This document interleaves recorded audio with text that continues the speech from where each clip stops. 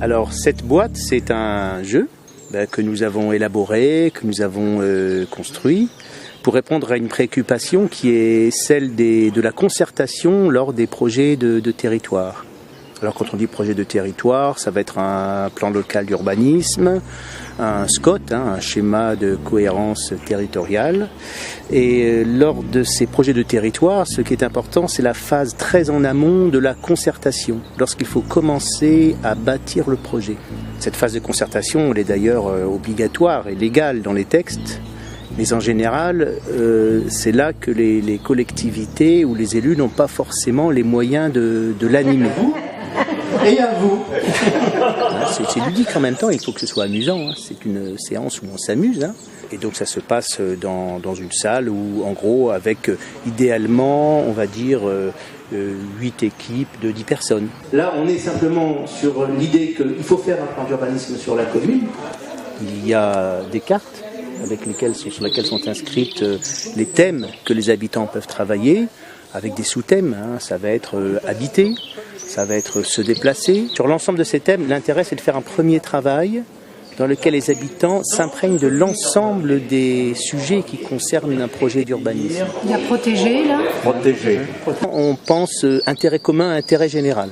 Donc le jeu c'est aussi une façon de permettre à chacun de voir l'étendue des sujets que les élus, avec les habitants, devront aborder pour construire le projet d'urbanisme du territoire. Et quand on a choisi les thèmes par priorité, ensuite on va les décliner plus sur l'axe des propositions qui sera intégré dans le projet de territoire. 1, 2, 3, et ici. Bon, les gens, on leur demande de voter pour l'idée qui va être majoritaire. Ils ne votent pas pour leur idée. Du coup, ça crée un collectif aussi de réflexion. On ne met pas les équipes en compétition dans le jeu, mais bien dans l'idée de construire quelque chose de collectif en imaginant ce que vont décider les autres. 4, 5, 6, une seule voix. Et donc on travaille bien pour l'intérêt commun, l'intérêt collectif du territoire. Et le Roseau, nous nous proposons de faire ces animations de les collectivités à titre totalement bénévole et gratuit, soulignons-le. Donc Michel Jeannereau, maire de Jeaux, dans l'Oise, commune de 2600 habitants, territoire qui va de la vallée aux coteaux, qui sont à la fois et ruraux, puisqu'il y a des terres agricoles, et relativement résidentiels. Faisant partie de l'agglomération de la région de Compiègne, dont l'acronyme est ARC, ARC, on a quelques difficultés de mise en œuvre. La décision est de plus en plus centralisée vers l'agglo. J'entendais un maire d'une grande ville qui disait « être maire, c'est l'école de la frustration. On veut faire 100, on fait 10 ». Bon, je pourrais dire ce constat est valable sur plein de sujets, mais sur la concertation, sur le dialogue avec les administrés, pareil. Ce jeu, je sais qu'il existe, on ne l'a pas mis en place localement. On ne l'a pas mis en place, je vous dis, je suis dans la frustration des 10% par rapport aux 100%. Ça en fait clairement partie. Alors, je dirais après que la concertation, c'est aussi... et la transparence avant, déjà la concertation, il faut déjà dire non, il ne faut pas commencer par dire ça ne vous regarde pas, qu'est-ce que vous voulez savoir, etc. La transparence et la concertation, c'est aussi un état d'esprit. Bonjour, je suis Patrice Gouin, maire adjoint à l'urbanisme, au développement durable et aux activités économiques pour la mairie de Chambly. Sur notre commune de Chambly, nous avons lancé la révision du plan local d'urbanisme fin 2016. Et à cette occasion, nous avions déjà des échanges assez réguliers avec M. Didier Mallet du Roseau, qui nous a fait part de la création d'un jeu pédagogique par le Roseau, qui avait déjà été utilisé une fois à titre expérimental sur une petite commune. Et il souhaitait faire une évaluation sur une commune de plus grande taille. Donc la commune de Chambly, qui vient de dépasser 10 000 habitants, était pour eux la bonne maille. Donc face à ces explications, face à l'intérêt que nous avions pour ce jeu qui pouvait fortement nous aider, nous avons tout de suite accepté cette proposition. Et notre principale motivation, ça a été d'aider la population à s'exprimer. Parce que nous avons une forte expérience des révisions du POS et maintenant du PLU. Moi, personnellement, ça fait 4 mandats que je m'occupe de ce sujet pour la mairie de Chambly. Et nous avons constaté à chaque révision que lors de l'étape de concertation, il est toujours difficile dans une réunion publique d'avoir une expression équilibrée des citoyens. L'intérêt du jeu pédagogique, au contraire, c'est qu'on a pu faire une invitation d'une quarantaine de personnes très impliquées sur la commune, des gens notamment qui s'occupent d'associations, des gens qui sont déjà partie prenante dans des commissions pour la municipalité. Et donc avec ces 40 personnes, on a pu faire des groupes de parole et à l'aide du jeu, ça a permis à chacun de s'exprimer, même les plus timides.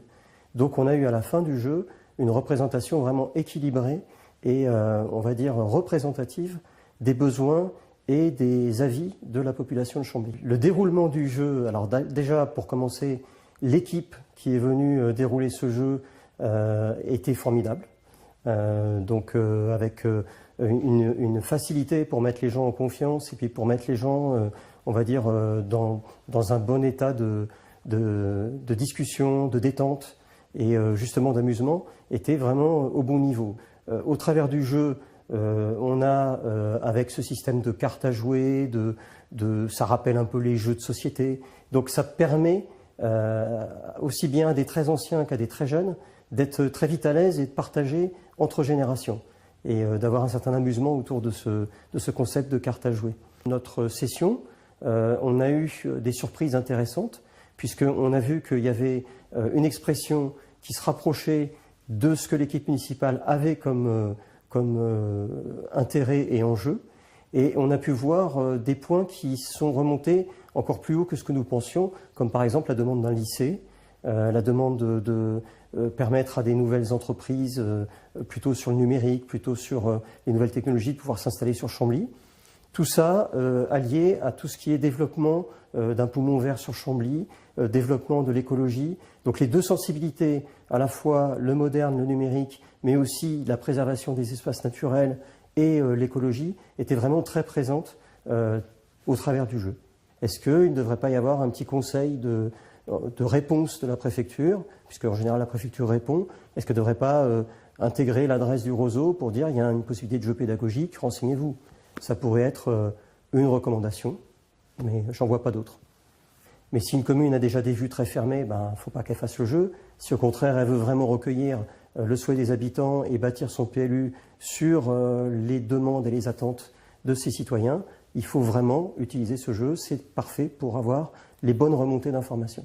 Le jeu, il faut pas l'oublier, on pourrait très bien l'appliquer également au niveau des communautés de communes, des associations, pourquoi pas aussi des écoles pour l'adapter au niveau des plus jeunes. Donc voilà, c'est un outil pour animer la concertation au service des communes, au service des collectivités. Nous serons très satisfaits de venir chez vous pour animer un atelier de la concertation.